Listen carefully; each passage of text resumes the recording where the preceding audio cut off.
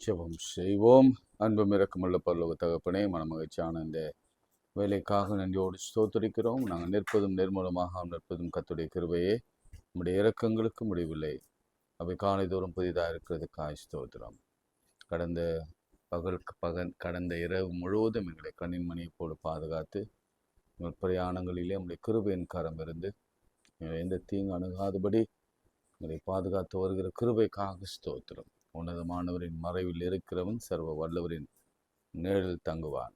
நான் கர்த்தரை நோக்கி, நீர் என் அடைக்கலம், என் கோட்டை, என் தேவன், நான் நம்பியிருக்கிறவர் என்று சொல்லுவேன். அவர் உன்னை வேடனுடைய கண்ணிக்கும் பாழாக்கும் கொள்ளை நோய்க்கும் தப்புவிப்பார்.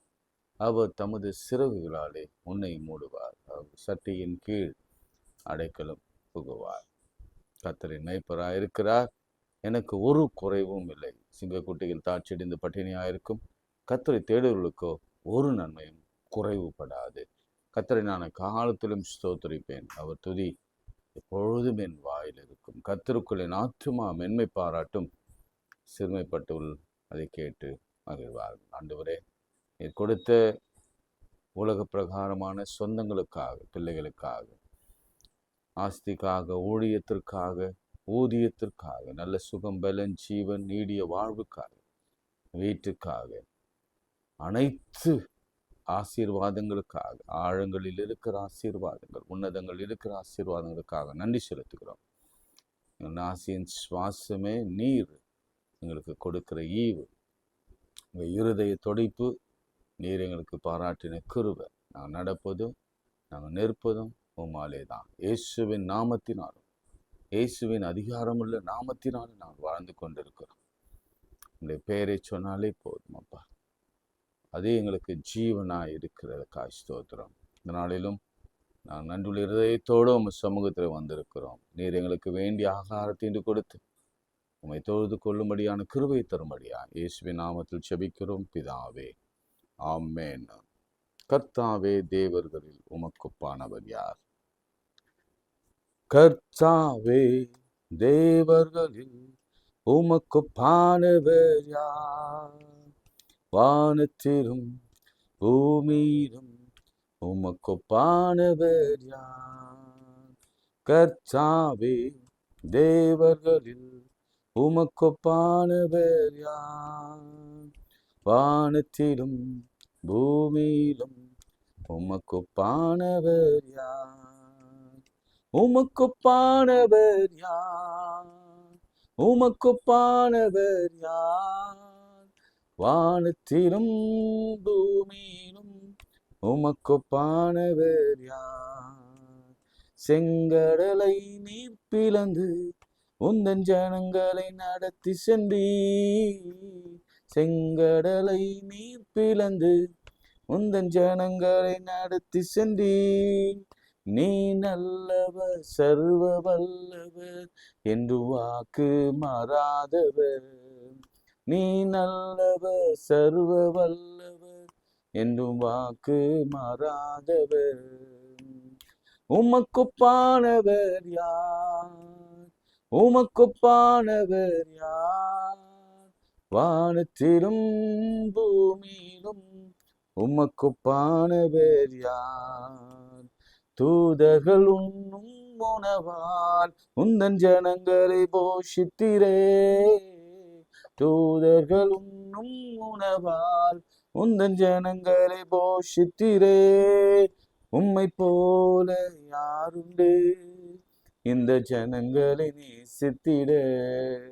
உம்மை போல யாருண்டு இந்த ஜனங்களை நேசித்திட? உமக்குப்பானவர் யார்? உமக்குப்பானவர் யார்? வானத்திலும் பூமியிலும் உமக்குப்பானவர் யார்? கண்மலை நீர் பிளந்து உந்தன் ஜனங்களின் தாகம் தீர்த்தீர். கண்மலை நீர் பிளந்து உந்தன் ஜனங்களின் தாகம் தீர்த்தீர். நாமம் அதிசயம், இன்னும் அற்புதம் செய்திடுவீர். நாமம் அதிசயம், இன்னும் அற்புதம் செய்திடுவீர். உமக்குப்பானவர் யார்? உமக்குப்பானவர் யார்? உமக்குப்பானவர் யார்? உமக்குப்பானவர் யார்? வானத்திலும் பூமியிலும் உமக்குப்பானவர் யார்? வானத்திலும் பூமியிலும் உமக்குப்பானவர் யார்? ஆண்டவரே, எல்லாம் கரைகளை உயர்த்தி ஆண்டவரே இந்த நாளுக்காக ஜெபிக்கிறோம். உன்னதங்களிலிருந்து நம்முடைய கரம் எங்கள் மீது வைக்கப்படட்டும். உன்னதத்திலிருந்து நம்முடைய ஆவி எங்கள் மீது இறங்கட்டும். உன்னதங்களிலிருந்து நம்முடைய ஜீவன், இயேசுவின் ஜீவனும் கர்த்தருடைய ஜீவன் எங்கள் மீது இறங்கட்டும். எலியாவின் மீது இருந்த ஆவி இரட்டத்தனியாய் எலிசாவின் மீது இறங்கினது போலவே என் கர்த்தராகிய இயேசு கிறிஸ்து மீது இருந்த அதே பரிசுத்த ஆவி எங்கள் மீது இறங்கி வரட்டும் என்று நான் ஜெபிக்கிறோம். எல்லா பலவீனத்தின் ஆவியும், சாபத்தின் ஆவியும், எல்லா நாச மோசங்களின் ஆவிகளும், பொல்லாத பிசாசின் ஆவிகளும், எல்லா அந்தகார வல்லமையின் கிரியின் ஆவிகளும், எங்களுக்கு விரோதமாய் எழும்புகிற பொறாமையின் வன்கண்களின் ஆவிகளும், ஆண்டவரே ஊழியம் செய்யாதபடிக்கும், ஊழியம் செய்யக்கூடாதபடிக்கும், வேலை செய்யக்கூடாதபடிக்கும், நடமாட முடியாதபடிக்கும் எங்களை சுற்றி எங்களை நெருக்குகிற பொல்லாத பிசாசின் ஆவிகளும், மனித முயற்சிகளும், மனிதர்களின் வீணான செயல்களும் இயேசுவின் நாமத்திலே சுட்டரிக்கப்படுவதாக என்று நான் ஜெபிக்கிறேன். வல்லமுள்ள நாமத்தை நாங்கள் அறிக்கையிடுகிறோம். இயேசுவின் நாமத்திலே வல்லமை உண்டு. இயேசுவின் நாமத்திலே மகத்துவம் உண்டு. இயேசுவின் நாமத்திலே பிணியாளிகளை ரட்சிக்கிற வல்லமை உண்டு. இயேசுவின் நாமத்திலே குழந்தை இல்லாதவர்களுக்கு பெற பண்ணுகிறவர் நீர் பெற செய்ய வல்லவராக இருக்கிறீர். உமக்கு ஸ்தோத்திரம்.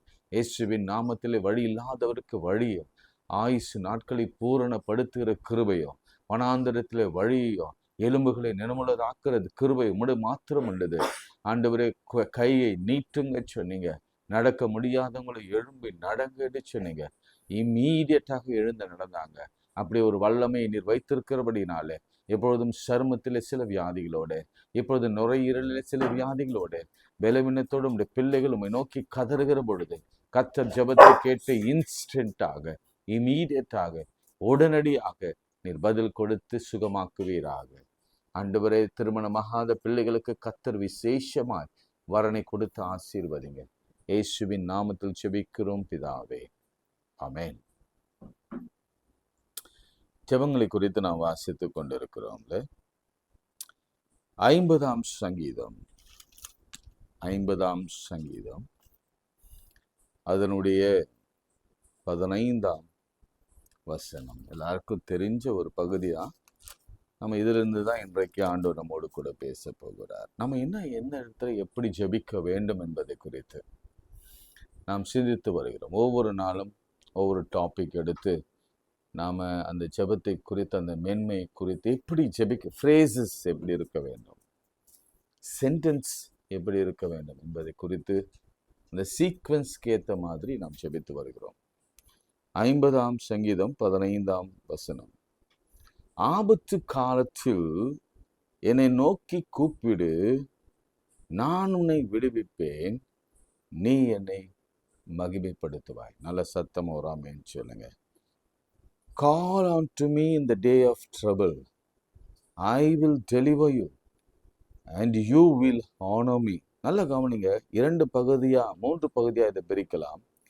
Day of trouble, I will deliver you and you will honor me. நீங்க தமிழ்ல இன்னும் தெளிவா வாசிக்கிறேன். கூப்பிடு, விடுவிப்பேன், டெலிவர், நீ என்னை மகிமைப்படுத்துவாய். ஸோ பின்னாடி இருந்து போகலாம். நீங்க மகிமைப்படுத்துவதற்காகவே கர்த்தர் உங்களை விடுவிப்பார். ஏன் அப்படின்னா, நீங்க அவரை நோக்கி கூப்பிடுவதனாலே. ஸோ எவ்ரி ப்ரேயருக்கும் முடிவில், எவ்ரி ரிக்வஸ்ட்டுக்கு முடிவில் நம்ம தேங்க்ஸ் சொல்றது மாத்திரமல்ல, நாம் அவரை மகிமைப்படுத்த வேண்டும். நல்லா கவனிங்க. இதுதான் நம்ம ஜெபத்தின் பேட்டர்னாக மாற வேண்டும். நம்முடைய ஜெபங்களின் முடிவு, பதில் கிடைக்குதோ இல்லையோ, நீங்க கொடுத்துட்டீங்க, நமக்கு நன்றி. இதுதான் இங்க நல்ல வாசிங்க. Call unto me in the day of trouble, I will deliver you and you will honor me. நீ என்னை மகிமைப்படுத்துவாய். ஃபார் எக்ஸாம்பிள், உங்களுக்கு ஒரு நிகழ்ச்சியை நான் எடுத்து காண்பிக்க விரும்புகிறேன். யோனாவின் புத்தகத்தை நீங்க திருப்பிக் கொள்ளுங்க. வேகமா நம்ம பார்க்கலாம். யோனாவை பற்றி நம்ம முதல் அதிகாரத்திலே கர்த்தருடைய வார்த்தை அவனுக்கு உண்டாகி, நல்ல கவனிங்க, நீ எழுந்த மகா நகரமாகி நினைவேக்கு போய் அதற்கு விரோதமாய் பிரசங்கி, அவருடைய அக்கிரமம் என் சமூகத்தில் வந்து எட்டினது. சரி, இந்த நிகழ்ச்சி உங்களுக்கு எல்லாம் தெரியும். இவன் என்ன செய்தான்? கர்த்தருடைய சமூகத்தை விட்டு விலகி போனான். கர்த்தருடைய சமூகத்தை விட்டு அவன் விலகி போனான். பதில் என்ன வந்தது தெரியுமா? சமூகத்தை விட்டு விலகி போனவுடனே ஆண்டவர் விடல. சில நேரங்களிலே நாம ஆண்டவருடைய வார்த்தைக்கு செவி கொடுக்காம அவருடைய பிரச்சனத்தை விட்டு சமூகத்தை விட்டு விலகி போகிற பொழுது நமக்கு வருகிற காரியங்கள் என்னன்னு சொல்றோம் பாருங்களேன். பெருங்காற்று, கடல் அலைகள், அமிழத்தக்கதாக, ஜீவனே போகத்தக்கதாக, பிராணன் போகத்தக்கதாக ஒரு பெரிய ஆபத்து. ஏன்னா கர்த்தருடைய சமூகத்துல தான், நம்ம வேதத்துல நம்ம நிறைய இடங்களில் வாசிக்கிறோம், அவருடைய சமூகம் தான் நமக்கு ஒரு பாதுகாப்பு. நீதிமான் ஓடி சுகமாய் தங்குகிற இடம் அது அவருடைய சமூகம். எப்பவுமே அவருடைய பிரசனத்திலே நாம் இருக்க வேணும், அவருடைய சமூகத்திலே நாம் இருக்க வேணும். அது எப்பேற்பட்ட சூழ்நிலையாக இருக்கட்டும், எப்பேற்பட்ட காரியங்களாக இருக்கட்டும், அவருடைய சமூகத்தை விட்டு விலகி ஓடுகிற ஒரு வாழ்க்கையில நிச்சயமாக சந்திக்க வேண்டிய ஒரு பெரிய ஆபத்து ஒன்று இருக்கு. நான் சொல்லிடுறேன், நீங்க எப்படி வேணா எடுத்துக்கோங்க. ஏன்னா காலையில ஐயா அப்படிலாம் பேசுறாங்க, இல்லை பரவாயில்ல. ஏன்னா அவருடைய சமூகத்தை விட்டு ஓடி போனா 4ஆம் வசனம் சொல்கிறது, சமுத்திரத்தின் மேல் பெருங்காற்றை வரவிட்டார், அதனால் கடலில் கப்பல் உடையும் என்று நினைக்கத்தக்க பெரிய கொந்தளிப்பு உண்டாயிற்று. இப்போ ஒருவர் ஆண்டவருடைய சமூகத்தை விட்டு ஓடினாலும் அந்த குடும்பத்திற்கே ஆபத்து. இதுதானே? ஏன்னா யோனா மாத்திரம் ஓடினா, ஆனா யோனாவோடு சேர்ந்து பயணித்த அனைவருக்குமே ஆபத்து வந்தது. ஒருவனாலே ஒரு குடும்பத்துக்கு ஆபத்து வரும். அதனாலதான் நான் குடும்ப ஜெபம் வேணும் அவசியம் சொல்வேன். எல்லாரும் சேர்ந்து ஆண்டவரை தரிசிக்கணும், நேசிக்கணும். கடந்த ஒரு வாரமாகவே நான் சொல்லி கொண்டிருக்கிறேன், எப்படி குடும்பமாக ஜெபம் பண்ணுங்க, குடும்பமாக ஜெபம் பண்ணுங்க. நான் எனக்குமே சொல்லி கொண்டிருக்கிறேன். இந்த ஹேபிட் நமக்குள்ள வர வேண்டும், இந்த ஹேபிட் நமக்குள்ள இருக்க வேண்டும். என்ன ஆச்சுன்னு உங்களுக்கு தெரியும், அந்த காற்றினால எல்லா பொருட்களையும் தூக்கி தண்ணியில போட்டாங்க. அப்போ போட்டுட்டு அந்த கடல் மாலுமி சொல்றான், இவன் பயங்கரமா தூங்குறாரு, நீ எழுந்திருந்து உன் தேவனை நோக்கி வேண்டிக்கொள், நாம் அழிந்து போகாதபடிக்கு சுவாமி ஒருவேளை நம்மை நினைத்தருள்வார் என்றார். ரொம்ப நல்லா அழகான வார்த்தை, சுவாமி. அவன் ஒருவேளை கர்த்தரை அறியாதவன், கர்த்தர்ன்னு சொல்ல தெரியல மாலுமிக்கு. சுவாமி ஒருவேளை நம்மை நினைத்தருள்வார், அல்லது ஆபத்திலிருந்து நம்மை காப்பார். ஒரு அந்நியனுக்கு தெரிகிற ஒரு ஒரு ஒரு விசுவாசம், அந்நியனுக்கு தெரிகிற ஒரு அந்த ஜெப வாஞ்சை கூட இன்னைக்கு ஒரு கிறிஸ்தவனுக்கு தெரியல, அந்நியனுக்கு தெரியுது. ஒருவேளை கர்த்தர் நம்ம நினைத்தருள்வார் ஜெபம் பண்ண, எவ்வளவு ஆச்சரியம் பாருங்களேன். அப்போ இவன் சீட்டு போடுறாங்க. சீட்டு போடும்பொழுது அப்ப சொல்றாரு, அப்போது அவர்கள் அவனை நோக்கி, யார் நிமித்தம் ஆபத்து நமக்கு நேரிட்டது என்று எங்களுக்கு சொல்ல வேண்டும். உன் தொழில் என்ன, எங்கிருந்து வருகிறாய், உன் தேசம் என்ன? ஏன்னா சீட்டு யோனா பேரிலே விழுந்தது. நீ எந்த இனத்தை சார்ந்தவன்? அப்பொழுது அவன், நான் எபிரேயன், சமுத்திரத்தையும் பூமியும் உண்டாக்கின பரலோகத்தின் தேவனாகிய கர்த்தரிடத்தில் பயபக்தியுள்ளவன் என்றார். அவன் கர்த்தருடைய சமூகத்தினின்று விலகி போகிறவன் என்று தங்களுக்கு அறிவித்ததினாலே அந்த மனுஷன் மிகவும் பயந்து அவனை நோக்கி, நீ ஏன் இதை செய்தார்? பின்னும் சமுத்திரம் அதிகமாய் கொந்தளித்து கொண்டே இருந்தபடியினாலே அவர்கள் அவனை நோக்கி, சமுத்திரம் நமக்கு அமரும்படி நாங்கள் உனக்கு என்ன செய்ய வேண்டும் என்று கேட்டார்கள். அதற்கு அவன், நீங்கள் என்னை எடுத்து சமுத்திரத்திலே போட்டு விடுங்கள், அப்பொழுது சமுத்திரம் உங்களை அமர்ந்திருக்கும். என் நிமித்தம் இந்த பெரிய கொந்தளிப்பு உங்கள் மேல் வந்ததென்பதை நான் அறிவேன். ஆமென் சொல்லுங்க. ஒருவனாலே அந்த குடும்பம், ஒருவனாலே அந்த பயணம், ஒருவனாலே அந்த யாத்திரம். இன்னைக்கு கூட பாருங்க, நல்லா கவனிச்சு பாருங்க. நான் கொஞ்சம் ஆவில நிரம்பி சொல்றேன். நம்முடைய குடும்பத்துல ஒரு தகப்பனாலே அந்த குடும்பத்துக்கு அழிவு, ஒரு தாயினாலே, ஒரு மகனினாலே, அல்லது ஒரு மகளினாலே, அல்லது வந்த மருமகனினாலே, மருமகளினாலே, பேர பிள்ளைகளினாலே அந்த குடும்பம் அழிவை நோக்கி போய் கொண்டிருக்கு. சரி, அதற்கு என்ன செய்யணும்? நாம தான் திறப்புல நிற்கணும்.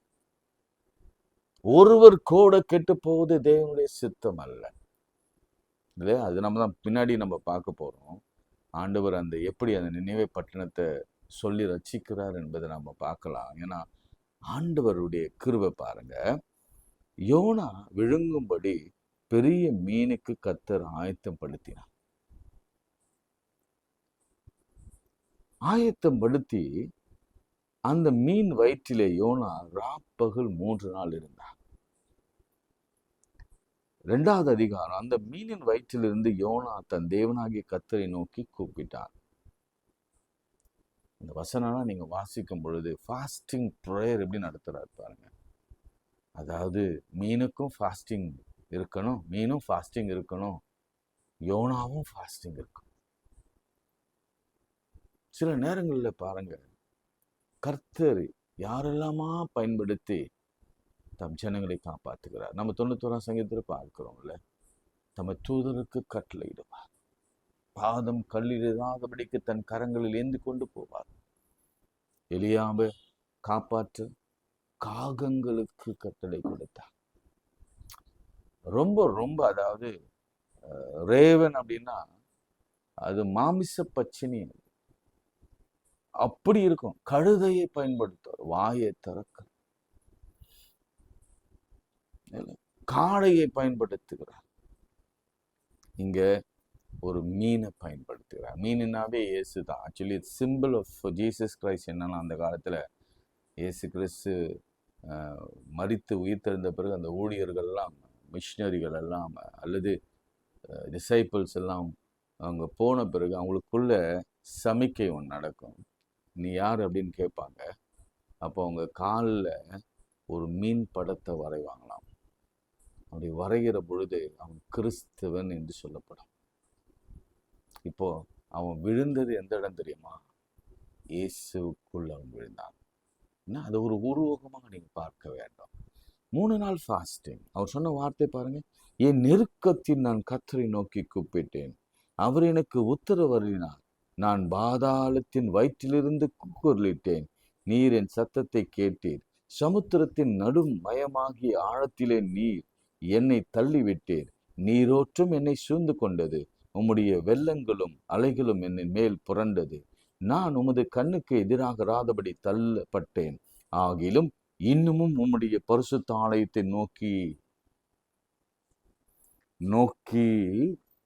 நோக்குவேன் என்றார். தண்ணீர்கள் பிராண பரியந்தமும் என்னை நெருக்கினது, ஆழி என்னை சூழ்ந்தது, கடற்பாசி என் தலையை சுற்றி கொண்டது, பர்வதங்களின் அடிவாரங்கள் பரியந்தமும் இறங்கினேன், பூமியின் தாழ்பால்கள் என்றென்றைக்கும் என்னை அடைத்திருந்தது. ஆனாலும் என் தேவனாகிய கர்த்தர் நீர் என் பிராணனை அழிவுக்கு தப்புவித்தீர். என்ன ஆச்சரியம்! மீனுக்குள்ள நாம் ஜீவனோடு இருப்பது எப்படி சுவாசிக்க முடியும்? யோசிச்சு பாருங்க. சொல்றான், நான் மீனுக்குள்ள சேஃபா இருக்கிறேன், என் ஆத்துமா எனில் தோய்ந்து போகையிலே கர்த்தரை நினைத்தேன். 3 நாள் ஃபாஸ்டிங்ல யாரும் இருக்க முடியாது. தண்ணீரும் குடிக்காம காற்றை சுவாசிக்காம இருக்கவே முடியாது. என் ஆத்துமா அப்பொழுது என் விண்ணப்பம் உமது பரிசுத்த ஆலயத்தில் உம்மத்தில் வந்தது. ஆமென் சொல்லுங்க. அதனாலதான் ஆலயத்துல போய் ஜெபம் பண்ணுங்கன்னு சொல்லுவேன். ஆலயத்துக்கு வராம இருந்தாலே அது சாபம்தான். அழிவை நோக்கி, ஆபத்தை நோக்கி நீங்க போய் கொண்டிருக்கிறீங்க. ஆலயத்திற்கு ஒருவன் வரவில்லை என்று சொன்னால் அதுதான் தஞ்சம். அதுதான் ஆண்டவர் சொல்ற, நீதிமான் ஓடி சுகமாய் தங்குகிற இடம். நீ அங்க போலனா உனக்கு வேற எந்த இடத்துல தஞ்சம் கிடைக்காது. அப்புறம் ஹாஸ்பிட்டல்ல தான் தஞ்சம் கிடைக்கும், இல்லைன்னா ஜெயில தஞ்சம் கிடைக்கும், அல்லது வேற எங்கேயாவது தான் தஞ்சம் கிடைக்கும். ஆனா நீதிமான் ஓடி சுகமாய் தங்குகிற இடம் ஆலயம். அதனால நான் ரொம்ப ஸ்ட்ரிக்டா பேச நினைக்காதீங்க, வேற வழி தெரியல. பொய்யான மாயை பற்றி கொள்கிறவர்கள் தங்களுக்கு வரும் கிருபையை போக்கடிக்கிறார். கிருபையின் காலத்துல வாழ்ந்து கொண்டிருக்கிறாங்க. இன்னும் கூட நம்ம என்னதான் இப்ப பாருங்க, இந்த வருஷம் ஃபுல்லா மழை வரப்போகுதுன்னு சொல்லிட்டு இருக்கிறாங்க. ஆனாலும் கிருபையா நடத்தப்படுது. இன்னும் நம்ம மோசமான சூழ்நிலைக்குள்ள கடந்து போகும் இல்ல, ரொம்ப கஷ்டமா இருக்கு. நானும் என்றால் துதியின் சத்தத்தோடு உமக்கு பலியிடுவேன். நான் பண்ணின பொருத்தனையை செலுத்துவேன். ரட்சிப்பு கர்த்தருடையது. ஆமென். கர்த்தர் மீனுக்கு கட்டளையிட்டார், அது யோனாவை கக்கி விட்டது. இப்ப வாசிக்கிறேன். ஐ கால் ஆண்டவர் சொல்றார், call on me in the day of trouble, I will deliver you and you will honour me. ஆபத்தாட்களிலே என்னை நோக்கி கூப்பிடு, நான் விடுப்பேன். நீ என்னை வெளியில கக்கணுறதுக்கு முன்னாடியே ஆண்டவரை மயப்படுத்தினான். வெளியில கக்கணும்னு என்ன ஸ்தோத்திரம் பண்ணியிருப்பான். ஐயா நன்றி ஐயா, 3 நாள் நான் உயிரோட வச்சுங்கள. ஐசியூல இருந்த மாதிரி, ஒன்றும் மூச்சு பேச்சு தெரியாது. நம்ம நிறைய தரம் போயிருக்கோம் ஐசியூல. மூச்சு பேச்சுக்கு தெரியாது, வெறும் சுவாசம் தான், மிஷின் ஓடிக்கொண்டிருக்கும். அப்படிப்பட்ட சூழ்நிலை கர்த்தர் வெளியே கண்முழிச்சு பார்க்கும்படி கிருபை செய்தவன்னு என்ன செய்திருக்கணும்? நேரா ஓடி ஆலயத்துல ஜெபம் பண்ண. இன்னைக்கு ஆண்டவர் கொடுக்கிற விஷயம் என்னன்னா, ஆபத்து எப்படி நேரிடும் அப்படின்னு கேட்குறீங்களா? ஆண்டவரே ஆபத்து கொண்டு வருவார். சில நேரங்களில் கடிவாளம் அதுதான். நான் உனக்கு போதித்து நீ நடக்க வேண்டிய வழியை காண்பிப்பேன். அப்படின்னா என்ன தெரியுமா? I will be your teacher. Teacher எப்பொழுதும் கண்டிச்சு, இந்த காலத்துல அடிக்க முடியாது, அதனால அந்த காலத்துல அடிச்சு தான் வளர்ப்பாங்க. பெரும்பை எடுக்காத பெற்றோருக்கு ஐயோ, தாம் பிள்ளையை அவங்களே என்ன செய்யறாங்களா, வெறுக்கிறாங்களாம், மறக்கிறாங்க. இன்னைக்கு நிறைய குடும்பங்களில் அதை நான் பார்க்கிறேன். அவள நிலைதான். நம்ம செபிக்கணும். ஆபத்து எப்போது நேரிடும் சொல்ல முடியாதுங்க. எனி டைம், கண் நிமைக்கிற நேரத்துல ஆபத்து நேரிடும். நம்ம இந்த வருஷம் முழுசும் நீங்க பார்க்கலாம், ஒரு பிளேன் அப்படியே ஏறுது, ஒரு ஃபியூ செகண்ட்ஸ்ல அந்த பிளேன் அப்படியே விழுது, நொறுங்கி எல்லாரும் இறந்து போறாங்க. அதுல ஒருவர் மாத்திரம் ஆபத்திலிருந்து காக்கப்பட்டார். இப்படி நம்ம கூட இன்னைக்கு நேற்று நடந்த சம்பவம் உங்களுக்கு தொலைக்காட்சி நியூஸ்ல பார்த்துருப்பீங்கன்னு நினைக்கிறேன். ஜெபம் பண்ண நம்ம ஜெபம் பண்ண. ரொம்ப கஷ்டத்துல நான் பேசுறேன், நான் ரொம்ப வேதனையில பேசுறேன். ஏன்னா இது ஆண்டவர் தண்டிக்க ஆரம்பிச்சிட்டாருன்னா நம்மளால தாங்கவே முடியாது.